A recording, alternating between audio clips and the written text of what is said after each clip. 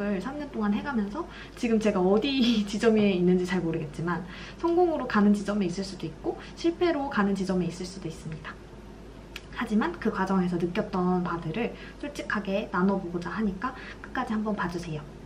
플랫폼 창업의 장단? 주로 단점이 될 텐데 그것을 나누기 전에 저와 제가 하고 있는 플랫폼에 대해서 간략히 설명을 드리고자 해요. 저의 배경은 이 영상, 예전 영상을 보시면 아시겠지만 저는 홍보대행사에서 한 2년 반 정도 일하다가 퇴사하고 뭔가 의미 있고 또 재밌어 보이는 일을 하고 싶어서 플랫폼을 창업하게 되었는데요. 지금 생각하면 굉장히 무모한 결정이었다라고 자평을 내릴 수 있겠습니다. 그 다음은 제가 하고 있는 플랫폼에 대해서 설명을 드리면 제가 하고 있는 것은 예술 분야에서 부수입 창출을 원하는 예술가들과 예술을 좀 경험해보고 싶은 사람들을 이어주는 그런 플랫폼을 운영하고 있습니다. 매출이나 뭔가 사용자 수? 이런 거에 대해서는 제가 따로 영상을 찍어서 다시 말씀을 드릴 예정이니까요. 또 기대해 주시고요. 본론으로 들어가서 왜 플랫폼 창업을 말리는지에 대해서 말씀을 드릴게요. 일단 3가지입니다. 1번은 플랫폼이면은 이게 그 기차역 같은데 사람들이 막 모이고 흩어지고 하는 곳에서 막 경제 활동이 일어나고 이런 거에서 파생된 말이잖아요. 그렇기 때문에 사람들이 모여야 해요. 그런데 내가 플랫폼을 만든다고 사람들이 제 발로 찾아와서 막 돈을 쓰고 하는 것은 굉장히 일어나기가 힘든 일이랍니다. 물론 제가 만약에 인플루언서였다 그래서 막 저를 좋아하시는 분들이 몇만 명이 있고 했으면은 굉장히 좋았겠지만 저는 정말 관련 분야에 영향력이 일단 없었습니다.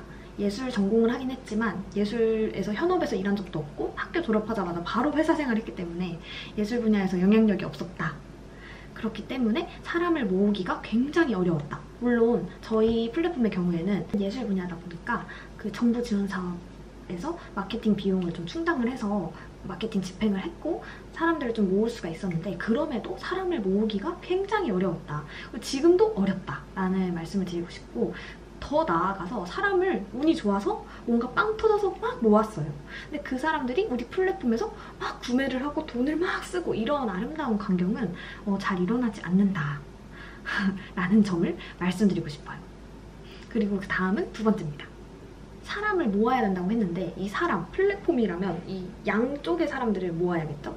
공급자 그리고 수요자 이 두 사람들을 아주 그냥 비율을 찰떡같이 모아야 돼요.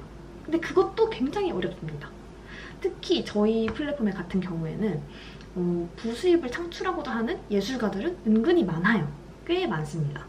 왜냐하면 예술가분들은 일단 창작을 많이 하시는데 그것이 꾸준하지도 않을 뿐더러 수입이 안정적이고 많지가 않기 때문에 부수입 창출에 굉장히 열정적이세요. 그런데 반면에 이제 예술 경험을 하고 싶은 분들은 좀 적고 있다 하더라도 지불 의사 비용이 굉장히 천차만별입니다. 그리고 보통은 낮습니다. 그렇기 때문에 공급자는 좀 많고 수요자가 좀 적은 상태예요. 이러면은 전 애초부터 여기에 들어오면 안 됐던 겁니다. 시장이 굉장히 작다는 소리죠. 그렇기 때문에 이 수요자와 공급자의 비율을 아주 적절하게 맞추기가 굉장히 또 어렵다라는 말씀을 드립니다. 제가 이 부분에서 가장 후회를 많이 했어요. 제가 창업을 좀 너무 섣부르게 시작한 것 같다라는 생각을 3년 내내 조금씩 계속 했었습니다. 그래도 그것을 극복하고자 지금도 노력하고 있긴 한데 좀 시장 자체 사이즈가 작다 보니 좀 그것은 제가 노력한다고 될 일은 아니다. 시작이 커지길 기다려야 된다라는 좀 결론에 다다르게 된 것 같아요. 그래서 그럼에도 불구하고 열심히 하고 있긴 하지만 굉장히 아쉬운 부분 중에 하나입니다. 그리고 마지막으로 3번째, 사람이 어렵습니다. 사실 플랫폼 하면 배민이나 카카오같이 굉장히 큰 기업을 떠올리시기 마련인데요. 거기서는 막 수요자와 공급자가 알아서 만나서 알아서 가치를 창출하고 알아서 돈을 쓰고 막 돈을 벌게 되고 막 이렇게 하는 거를 생각하실 텐데 플랫폼의 초기 형태는 또 굉장히 발로 뛰어서 하는 측면이 많았던 것 같아요. 그래서 발로 뛰어서 거의 막 공급자 막 손 붙들고 와서 수요자 손 붙들고 와서 너네 이렇게 만나봐 하면서 일일이 뭔가 케어를 해야 됐다? 그게 굉장히 어려웠고 또 더군다나 저희 플랫폼의 컨셉은 그냥 이어주고 끝인 문제의식이 있었기 때문에 이들을 이어주고 이들이 만남이 정말 끝날 때까지 CS를 모든 걸 해주다 보니까 굉장히 그런 컴플레인이나 아니면 이 공급자분들의 또 문제, 아무래도 본업이 있으신 분들이니까 본업에 갑자기 일이 생겼다면서 뭔가 이것을 차치하게 되는 그런 이제 형국이 발생하게 되면 이제 굉장히 머리가 아파지는 거죠. 뭘 하든 사람이 가장 어려운 문제라고 하잖아요. 이 플랫폼에 있어서도 그것이 굉장히 어려운 문제였다. 여기까지 3가지를 말씀드렸는데 그럼에도 불구하고 난 플랫폼을 정말 해야만 한다라는 분들께 말씀을 드리고 싶은 점들이 있어요. 이것은 바로 제가 만약에 3년 전으로 돌아가서 플랫폼 창업을 할 거야! 라고 이제 했을 때 저에게 들려주고 싶은 말이기도 한데요. 바로 뭐냐면은 2가지. 일단 가장 좋은 거는 내가 하려는 아이템이 겨냥하는 시장이 일단 커야 돼요. 커야 돼, 시장이. 그냥 내가 이렇게 낚시를 던질 이 바다가 넓어야 돼요. 물고기들이 많아야 돼요. 정말 작은 이 우물 같은 곳에서 하면은 내가 아무리 좋은 떡밥을 던진다 해도 타겟 자체가 굉장히 적기 때문에 이 시장 자체가 커야 됩니다. 이 시장 자체가 큰데 정말 가치가 발생할 수 있는 수요자와 공급자를 연결해준다 하면은 초기여도 많은 투자자들이 투자를 해줄 거예요. 그럼 그 돈 가지고 하세요. 만약에 제가 다시 돌아간다면 전 예술 분야는 안 했을 것 같아요.